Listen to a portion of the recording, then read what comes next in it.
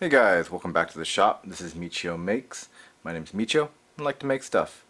Today we have a brand new project, a 1979 Nintendo Space Fever cocktail cabinet. This is going to be the first part of a multi-part series. Today we're just going to kind of quickly go over an overview of this cabinet. I'm going to be doing a little bit of a restore on it. We've got a shell of a cabinet. I did pick this up for free off of Craigslist, and it's missing the game board. It's got a power supply, but it's a really old power supply from the 70s, and no monitor too as well.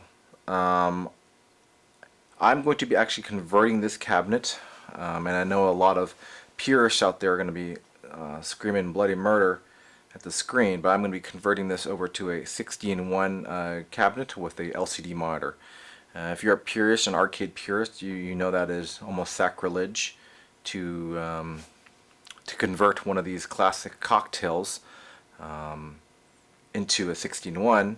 But for this cabinet, I consider it just a shell, and I want to actually get it up and running and not just kind of sit bare bones. Sourcing a board for the Space Fever would easily be a game board would be $100 to $150, not including a monitor that I would have to source too as well, if it did have bracketing too. So it's more of a convenience thing of having this project sit in my garage, taking up space, or actually trying to get something produced from it. So, just a quick overview of this game. This is a Nintendo Space Fever. It's actually made by Nintendo. It was basically a Space Invaders clone, where you had the aliens kind of going across the screen, and you're shooting up at it. The difference is that there are 3 different game modes, and I can actually kind of zoom in for you there, kind of looking at the game modes here. So there's the A, B, and C different type of games. Your standard kind of Space Invader style, game C. The game B is platoons attack in waves, and reinforcements pour out endlessly. And game A was two companies sweep and attack down symmetrically. So there are definitely variations of this game, not just kind of like Space Invaders, where this is kind of your classic Space Invaders type game. This cabin is surprisingly clean when it comes to the overall condition of it. You can see that there's not much kind of scum on the bottom control panel. The control panel looks kind of bad, but overall the glass is perfect. The edges are really great. All the buttons are there, including the knob, the joystick. But in order for me to convert this into a 16-1, I have to do some modifications, and one of the modifications that I'm going to have to look at is the actual control panel itself. So let me take a quick pause and lower you guys so you can actually see the control panel. Okay, so you're looking at the control panel here. As you can see, the control panel is a very much of a Space Invaders like, where you've only got kind of bi-directional, left and right. That's all you get. There is a first player, second player, and then the game mode buttons too, as well as a fire button. Really cool about this specific control panel is that this does have the Japanese on here. I believe there was an English version, but I believe most of these carts or these games were imported from Japan. This is really cool, but in order to have it in a 16-1, you want 4 directions on the stick itself. With the 16-1 as well, they usually want 3 buttons so that you can play different games. But a lot of them you can get away with just 1 button. So because of that, I actually did pick something up that will help alleviate that. So this is the first player side, which has the options, 1 player, 2 player, but also the game mode buttons. But I actually did pick this up, and this is actually a pretty expensive pickup, let's just say. This is a control panel that I'm going to be putting on this. I was actually thinking of like, how do I convert this into a four-way directional joystick? You know, should I fabricate something? Should I adjust the tilt of it?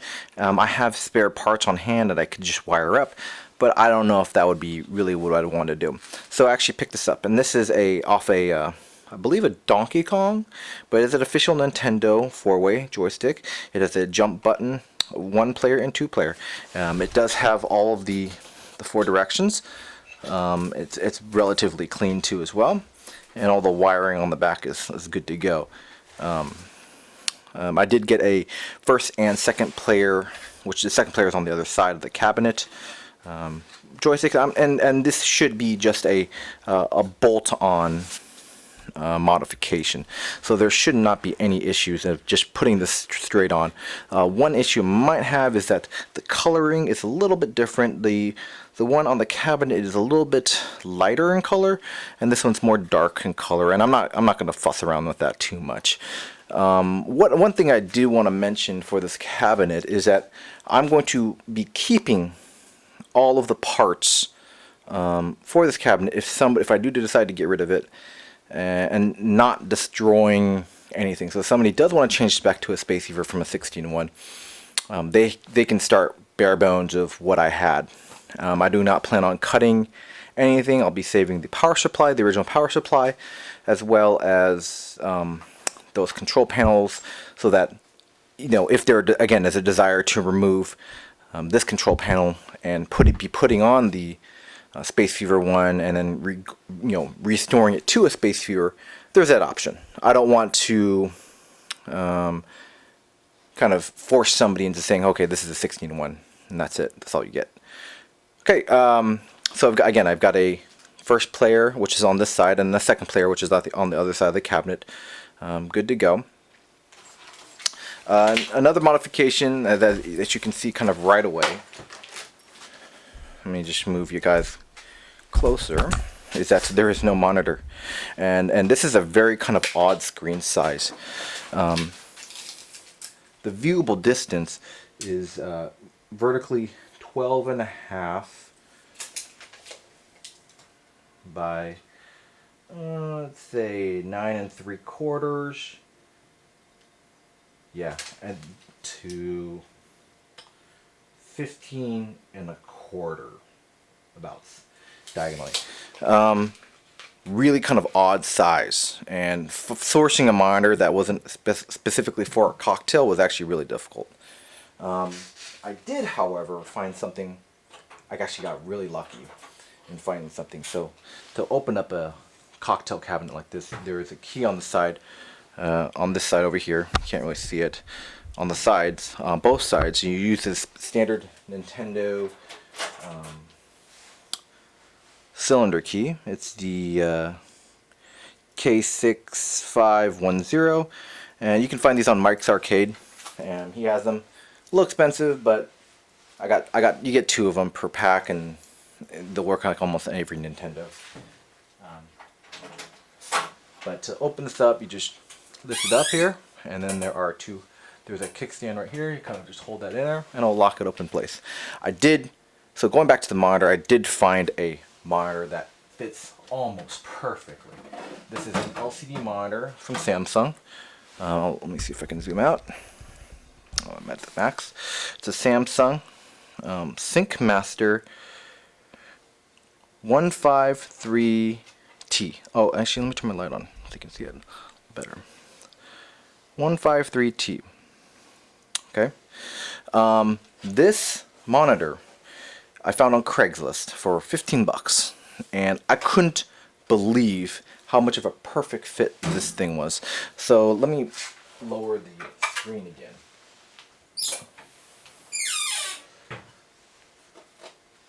So again, the viewable was 12.5 by 9.5 by 15 1/4 about. On this monitor specifically,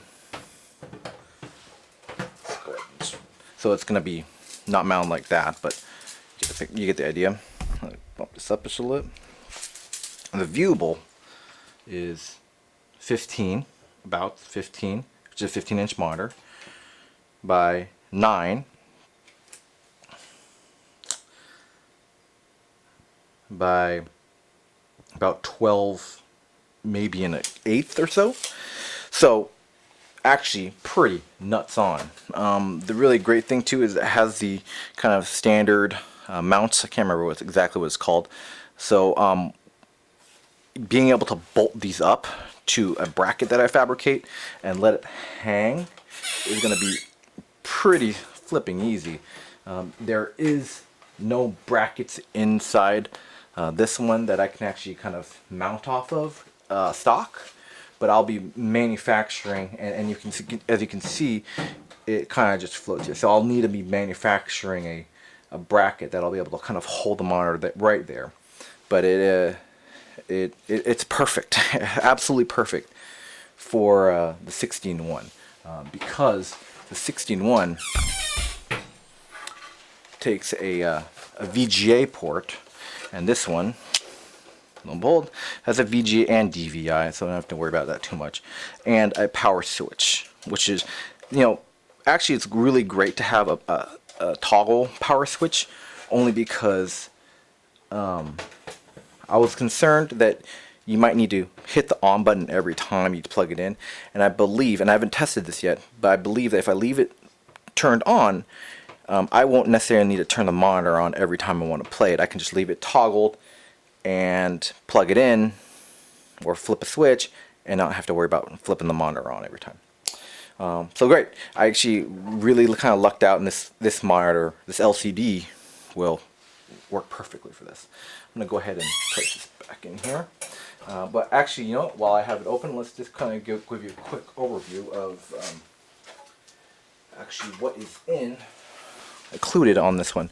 So right here, that is the cable for the monitor. I just left it in there. But the wiring harness, power supply, this is the power supply over here, the one speaker.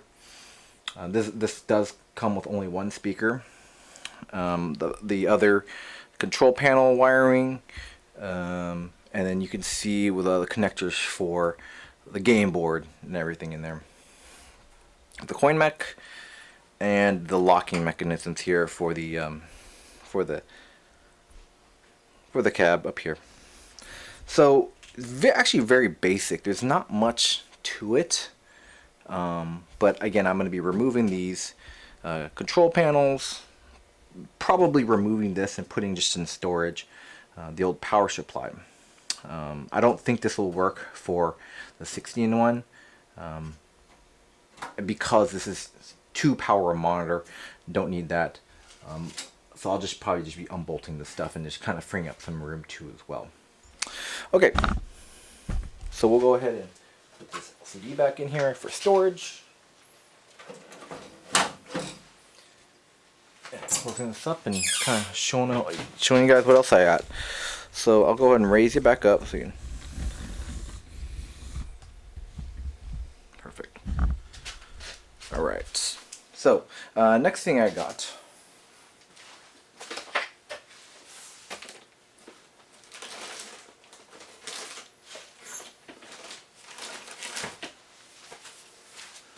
Is the 16:1 game board.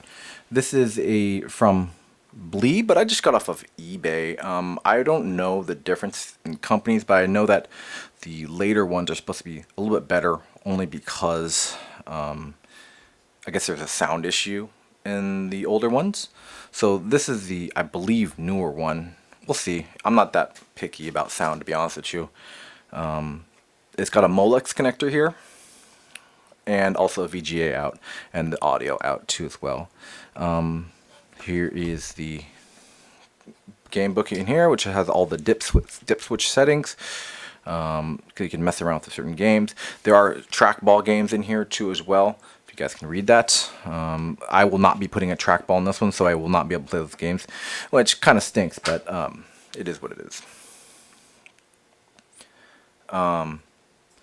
With this, I actually picked up a wiring harness off of eBay, and now this one has all of the connectors in English. There are a bunch of different ones in from China, and they're a little bit cheaper, a few bucks cheaper, but I decided to go with the ones in English that'll help me actually figure out where I need to do these connectors. All the connectors have the connector already spliced into them, and should be just almost like plug and play, just figuring out, okay, which wire goes to what, player 1, player 2, all that jazz.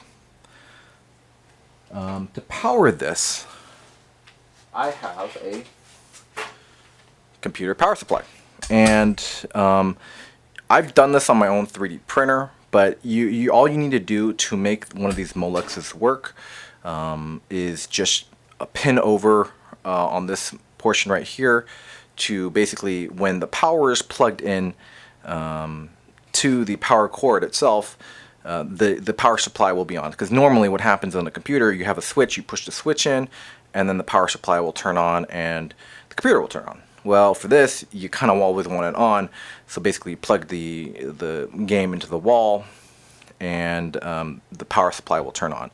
So you do need to bridge that too as well. Sometimes there are on-off switches on power supplies, and this one does not have that, so you just need to make a bridge connector between the 2 points, and then it'll be on all the time. And then what I'll do is I'll put a switch either in here or just be able to plug it directly into the wall, and the game will turn on. So you use one of these Molex connectors, you plug it into the game board here, and then a VGA cord from the game board to the monitor, and then that will pin out to the wiring harness to all the controls that we have here. So, oh, and here is the second player. This one only has one control on player 2, which is not too problem. Again, not a problem because I'm gonna be just using it for one.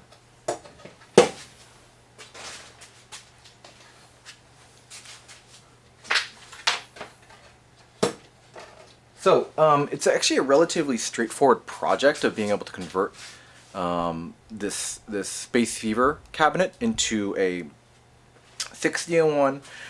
Again, this thing is in pretty good condition. So let me pop you out real quick and kind of give you a look at the condition of the cabinet. No paint. The only, it looks like a little bit on the no paint issues on the actual main cabinet itself.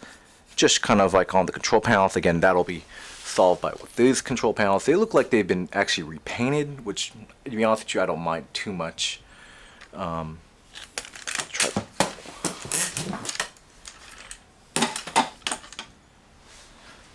There is no coin box, unfortunately. I do kind of like having the coin mech working.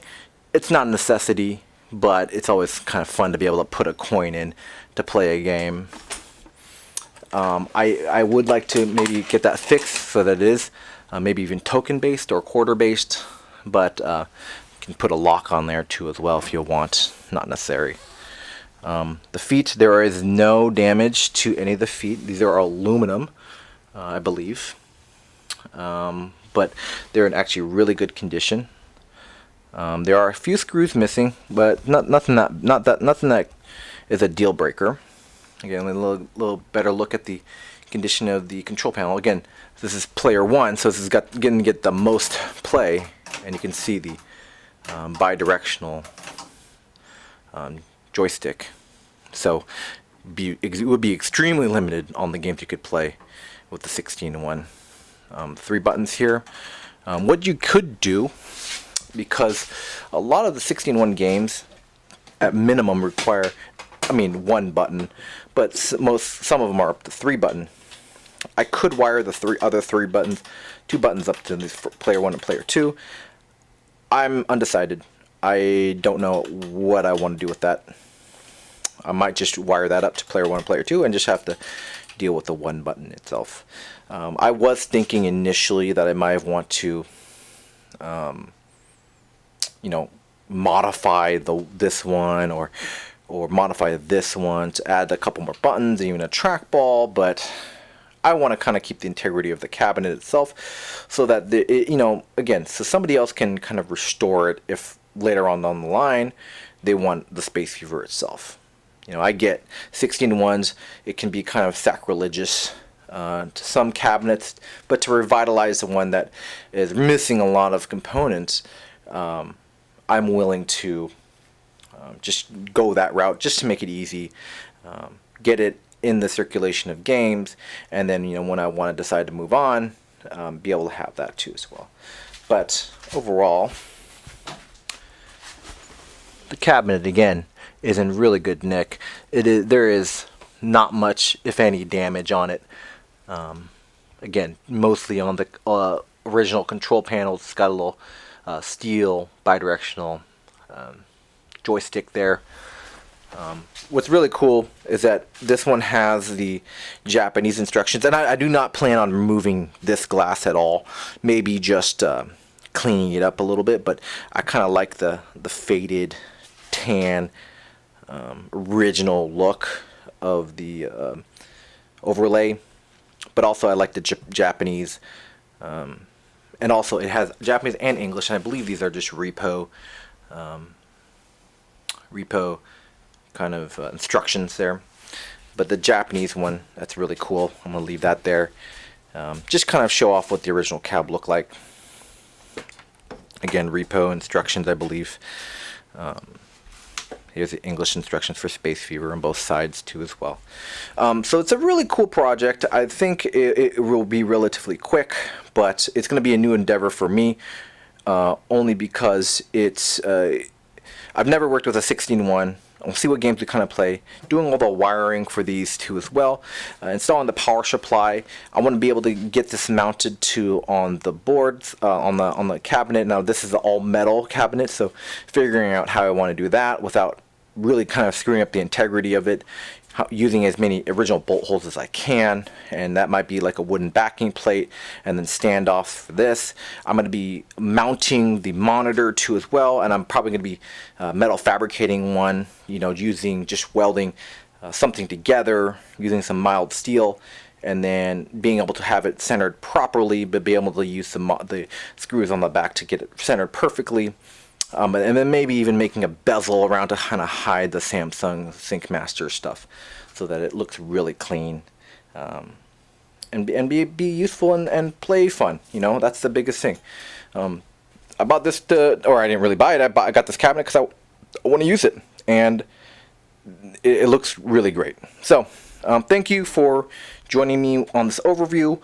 I'm going to be kind of outlining multiple steps for this project. So stay tuned, subscribe, like if you like this video, and thanks for joining me. I really do appreciate your guys' commitment, and I know that this channel has kind of taken a different pathway from originally doing automotive stuff, but I want to show off all the projects that I do. I am definitely going to be continue doing more automotive stuff, but again, this is kind of the next step for me in really showing all the projects I can do. So stay tuned. There's a lot more coming. Again, give me a like, subscribe if you'd like, and thanks again. So see you guys in part 2.